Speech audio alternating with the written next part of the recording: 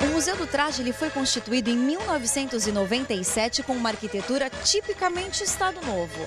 Só que até então, na época que este edifício foi construído em 1958, albergava, na verdade, o Banco de Portugal.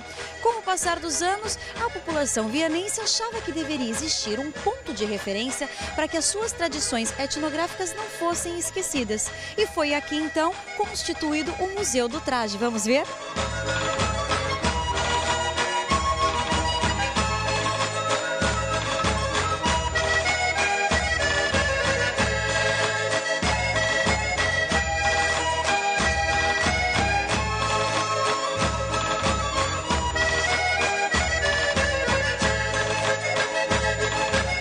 O traje foi-se desenvolvendo. Antigamente as raparigas vestiam-se de uma maneira normal. Depois, mais ou menos a partir de meados do século XIX, começaram a ter mais algum dinheiro e começaram a ter, principalmente por causa das exportações através do Porto de Viana, e começaram a ter mais gosto em vestir-se melhor e a ter mais possibilidades económicas para se vestir melhor. E além disso, este traje é essencialmente um traje de sedução. Portanto, as raparigas querem vestir-se, aliás, como ainda hoje, querem vestir-se melhor para atraírem os olhares e atraírem a atenção dos rapazes. E por isso foram-se vestindo de maneira mais apelativa, mais chamativa, e o traje foi evoluindo. E depois há uma outra particularidade, que é o facto de serem elas quem faz os seus próprios fatos.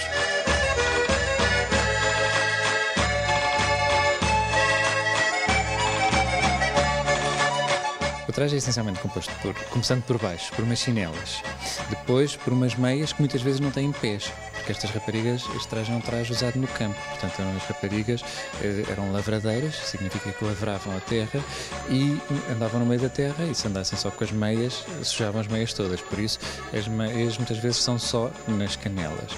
Depois por uma saia de lã, tecida, um avental, e uma camisa de linho, um colete e depois lenços. E usavam sempre ouro também, principalmente brincos e um colar. Quando trabalhavam era um colar de contas pequenino, mas quando iam à festa usavam grandes peças de ouro, que também vamos poder ver.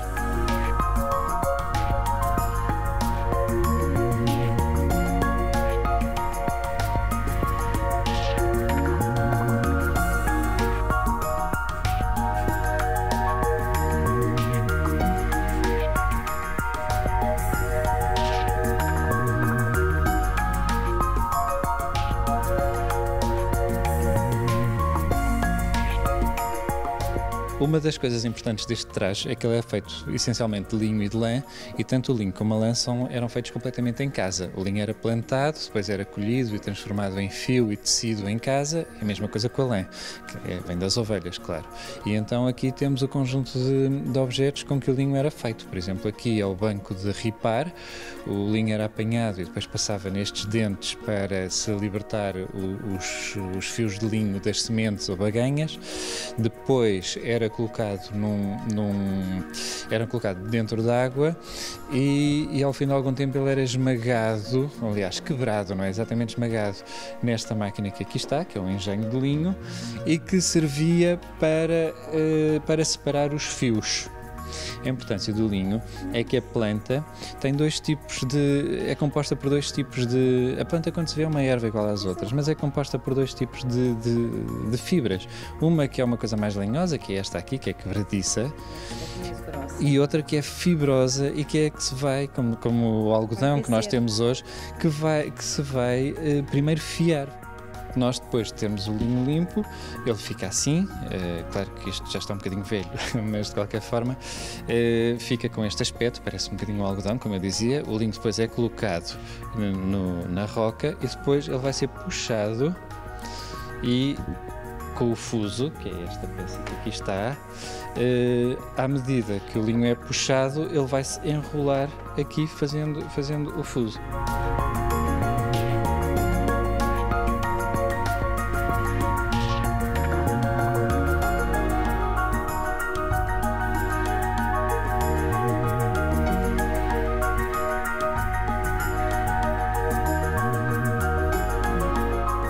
Agora nós estamos num lugar que é a Sala do Ouro e me parece que é um cofre. É que este museu está instalado num antigo banco e nós usamos o cofre desse banco para instalar o ouro. Antigamente cedia-se aqui o Banco de Portugal. Exatamente, estava aqui, era aqui que chegava o dinheiro que depois era distribuído pelos outros bancos e, portanto, isto é uma verdadeira caixa forte. Eu vou poder abrir? Vamos ver se consegue.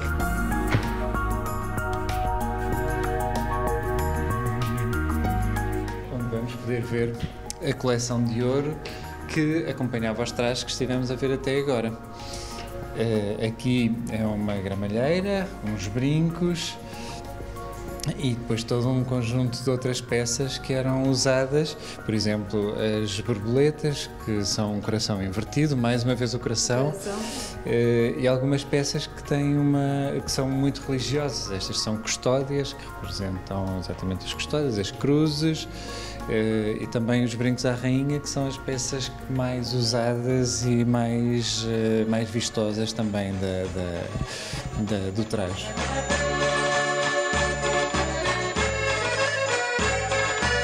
Nós dividimos os trajes em 3 tipos, que é os trajes de festa, que são aqueles mais conhecidos, mais bonitos, que se usam com mais ouro.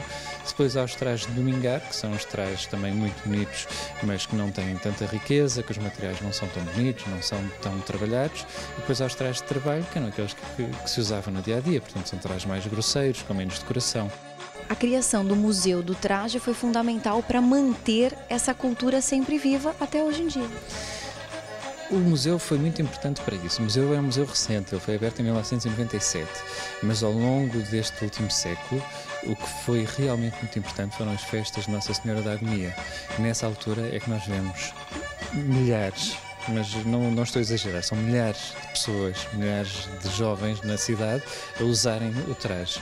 Mas como as festas só duram uma semana por ano, o museu mostra durante o resto do ano e é por isso que nós hoje podemos ver aqui estes trajes, porque senão não seria possível. Teríamos de esperar pelo dia 20 de agosto para ver na rua, e aí sim, que é um espetáculo fantástico, para ver na rua os trajes a serem usados.